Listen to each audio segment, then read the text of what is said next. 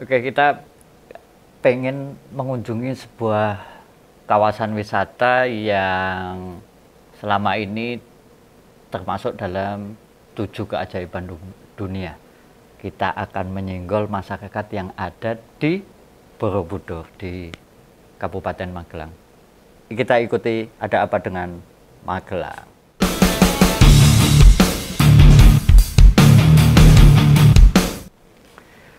Oke teman-teman, jadi belum lama ini ada sekelompok warga yang tergabung dalam Forum Masyarakat Borobudur Bangkit itu melakukan aksi.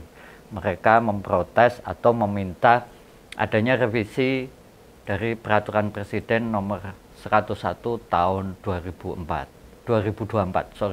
Dan mereka intinya warga meminta dilibatkan dalam setiap kebijakan yang diberlakukan di Borobudur. Seperti kita tahu, salah satu lokasi wisata yang dikenal atau yang menjadi favorit di Indonesia adalah kawasan Candi Borobudur, dan candi ini merupakan peninggalan bersejarah yang mesti kita jaga bersama-sama. Sayangnya pemerintah melalui Badan Pengelola Kawasan Candi ini memiliki kebijakan-kebijakan yang kemudian merangsang maupun mendorong masyarakat di sana itu bergerak. Dan fokus yang mereka protes atau mereka suarakan adalah terkait pembatasan akses di candi itu sendiri. Artinya setiap hari sudah ada kebijakan yang bisa masuk atau pengunjung yang diperbolehkan untuk datang ke sana hanya sebanyak 1.200 orang saja. Tentu kebijakan ini membuat dampak turunan yang sangat luar biasa. Sementara kita tahu sebetulnya pariwisata candi ini menopang berbagai pariwisata yang lain di sekitar Magelang. Ya ada wisata air, kemudian wisata gereja ayam, kemudian wisata Balkondes maupun tempat wisata yang lainnya. Bangunan candi sendiri itu merupakan sebuah catatan sejarah yang memang mesti kita rawat atau kita pelihara bersama. Nah sayangnya suara dari Forum Masyarakat Borobudur Bangkit ini melihat ada ketidaksesuaian, ada orang-orang yang berkepentingan terhadap pusat pariwisata ataupun tempat wisata yang jadi idola masyarakat dari berbagai tempat itu sendiri. Nah ini yang mesti diperhatikan kita bersama, bahwa berdasarkan beberapa informasi yang saya dapatkan, rupanya tempat maupun pengelola dari candi itu terbagi dua. Yang pertama kawasan candinya itu sendiri, artinya bangunan candinya, serta kemudian kawasan penopang ataupun kawasan penyangganya. Artinya mulai parkiran, masuk, dan lain sebagainya itu dikelola oleh badan otonom, sementara negara menempatkan orang-orangnya hanya sebatas mengelola bangunan candinya. Dan argumentasi kenapa pemerintah mesti membatasi pengunjung hanya 1.200 orang saja, itu dalihnya karena mereka khawatir ada semakin dibebaskan atau tanpa dikendalikan jumlah pengunjung, maka akan membuat penurunan candi. Artinya karena beban yang cukup berat, jika pengunjung itu tidak dibatasi, maka bangunan candi akan tergeser ke bawah. Tapi dari berbagai literasi yang saya dapatkan, sebetulnya ini tidak cukup signifikan karena dalam sebuah informasi yang saya baca, selama 35 tahun candi ketika diukur, dia hanya mengalami penurunan 3 cm. Ini sebuah penurunan yang tidak signifikan. Mungkin kalau kita bandingkan dengan berbagai kawasan yang lain, terutama kota-kota besar kayak Jakarta, tingkat penurunannya malah lebih masif ada di kota-kota Jakarta, kota-kota yang ditinggali oleh banyak manusia, kota-kota yang kandungan di dalam tanahnya itu dieksplorasi besar-besaran. Jakarta meskipun tidak ada sumber daya alam, tapi air bawah tanahnya itu kan dikuras habis, dieksplorasi dengan sangat luar biasa. Banyaknya gedung, banyaknya hotel, banyaknya swalayan, mall, kemudian juga apartemen, itu mengakibatkan tingkat kebutuhan air otomatis meningkat. Dan air bawah tanah yang terus-menerus dieksplorasi ataupun diambil untuk dimanfaatkan oleh kita semua, maka akan membuat rongga-rongga di lapisan tanah yang paling bawah, dan itu mengakibatkan pergeserannya akan jauh lebih cepat. Bagaimana dengan kawasan Borobudur? Kita tahu candi ini berdiri di lahan yang sangat luas, yang di luar kawasan yang dikuasai oleh pengelola candi, itu juga sekitarnya masih berupa persawahan atau lahan-lahan yang memang masih bisa menjadi tempat air itu meresap ke bawah. Kemudian beberapa kawasan juga memang sekarang sudah ditopang dengan banyak kayak hotel, homestay, losmen, dan lain sebagainya.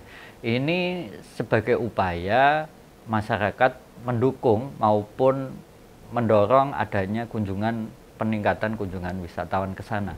Tapi ketika kebijakan untuk membatasi pengunjung ini diberlakukan, otomatis banyak pihak yang kena dampaknya.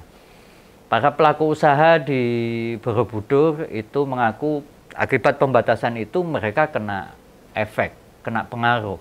Jadi yang menyewakan losmen, kamar maupun hotel, kemudian homestay, itu tingkat kunjungannya merosot tajam. Lalu yang menjual oleh-oleh itu juga terpengaruh. Lalu kemudian yang menawarkan wisata menggunakan mobil VW yang sangat klasik itu juga tingkat penggunaannya makin kecil. Ataupun pihak-pihak yang menyediakan persewaan sepeda itu juga yang mengakses untuk memanfaatkan berwisata di kawasan-kawasan persawahan seputar candi itu merosot drastis. Inilah yang kemudian juga memberi dampak cukup besar. Di sisi yang lain, beberapa pedagang kaki lima yang dipindahkan dari yang tadinya berada di kawasan sekitar candi, itu dipindahkan ke sebuah pasar yang memang dibangun baru, tetapi rupanya tingkat atau kapasitas tampungan yang disediakan itu jumlahnya tidak sama dengan jumlah pedagang kaki lima dari tempat semula. Ini pula yang kemudian mempertajam konflik-konflik antara pedagang dengan pengelola candi. Makanya dalam hal ini tentu pihak pengelola candi, pemerintah daerah dalam hal ini pemerintah Kabupaten Magelang maupun pemerintah Provinsi Jawa Tengah mesti menaruh perhatian yang cukup penting. Jangan sampai pembedaan maupun kebijakan sepihak ini kemudian merugikan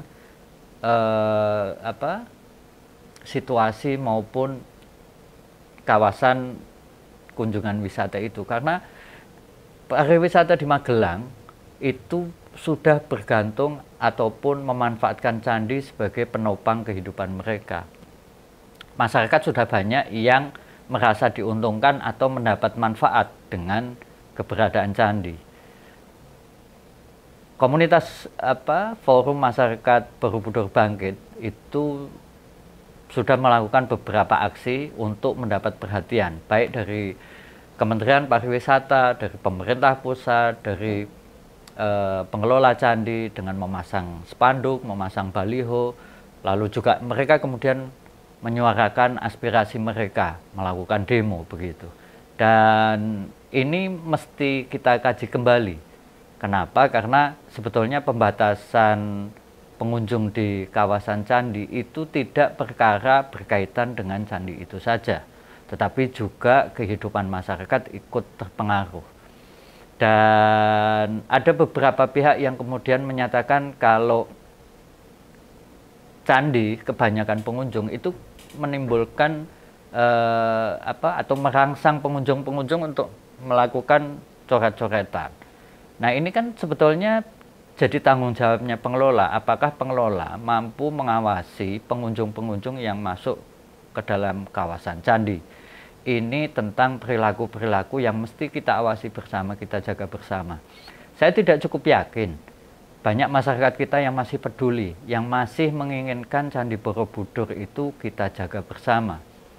Saya tidak cukup yakin jika ada salah satu pengunjung misalnya mau merusak, mau membuat coret-coretan, yang lain tahu hal itu akan diam saja.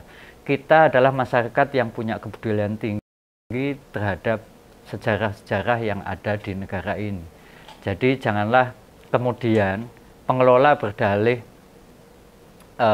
potensi perusakan candi itu akan jauh lebih besar jika pengunjungnya lebih banyak. Toh sekarang sudah banyak aturan yang dikenakan kepada pengunjung untuk tidak sembarangan berbuat sesuatu. Misalnya nih, merokok saja dilarang, membawa alat tulis saja juga dilarang, membawa kamera itu juga dibatasi, harus ada izin dan lain sebagainya. Kita menerbangkan drone di atas kawasan Candi Borobudur juga tidak boleh sekarang, harus ada izin resminya. Nah, hal-hal beginilah yang mestinya harus kita bangun bersama.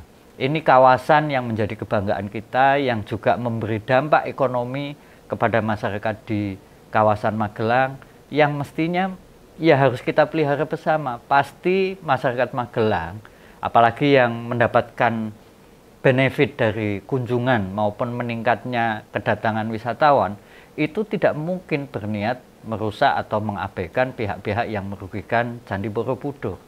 Mereka pasti akan bersama-sama menjaga. Lalu ada beberapa produk yang juga diperhatikan oleh para pedagang di kawasan Borobudur. Tiba-tiba ada pasokan barang semacam kaos, souvenir dan lain sebagainya, tertulis Borobudur Yogyakarta. Padahal kawasan Borobudur itu ada di Magelang. Nah, inilah akibat jika masyarakat setempat tidak banyak dilibatkan dalam tata kelola wisata yang ada di daerahnya. Mereka mestinya yang banyak dilibatkan untuk menjaga, merawat, dan mempromosikan pariwisata di tempat mereka berada atau mendapatkan keuntungan dari sana. Oke, gitu ya. Semoga Candi Borobudur masih tetap menjadi kebanggaan warga Magelang dan juga kebanggaan kita semua. Sampai jumpa.